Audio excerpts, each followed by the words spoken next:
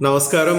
4 August 2026 మంగళవారం. అశ్విని, భరణి, ఆరుద్ర, పుష్యమి, మఖ, పుబ్బ, స్వాతి, అనురాధ, మూల, పూర్వాషాఢ, శతభిషం మరియు ఉత్తరాభాద్ర ఈ జన్మ నక్షత్రాల్లో జన్మించిన వారికి అనుకూలంగా ఉంటుంది. వీరు ముఖ్యమైన నిర్ణయాలు ఏదైనా సరే ఈరోజు తీసుకోవచ్చు. కృత్తిక, రోహిణి, మృగశిర, పునర్వసు, ఆశ్లేష, ఉత్తర, హస్త, చిత్త, విశాఖ, జ్యేష్ఠ, ఉత్తరాషాఢ, శ్రవణం, ధనిష్ట, పూర్వభాద్ర మరియు రేవతి ఈ జన్మ నక్షత్రాల్లో జన్మించిన వారికి అనుకూలమైన రోజు కాదు. వీరు ముఖ్యమైన నిర్ణయాలను వాయిదా వేయండి.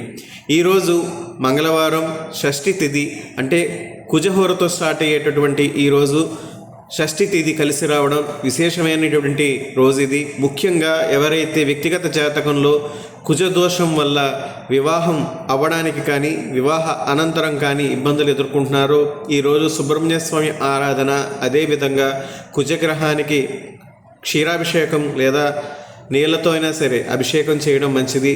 సుబ్రహ్మణ్య అష్టకాన్ని వస్తే చదవండి, లేదా సోషల్ మీడియాలో ఎన్నిసార్లు వినండి. కుజగ్రహ మంత్రం ధరణీ గర్భ సంభూతం విద్యుత్కాంతి సమప్రభం కుమారం శక్తి హస్తంతం మంగళం ప్రణమామ్యం. ఈ స్తోత్రం ఎన్నిసార్లు వీలైతే అన్నిసార్లు పఠించండి.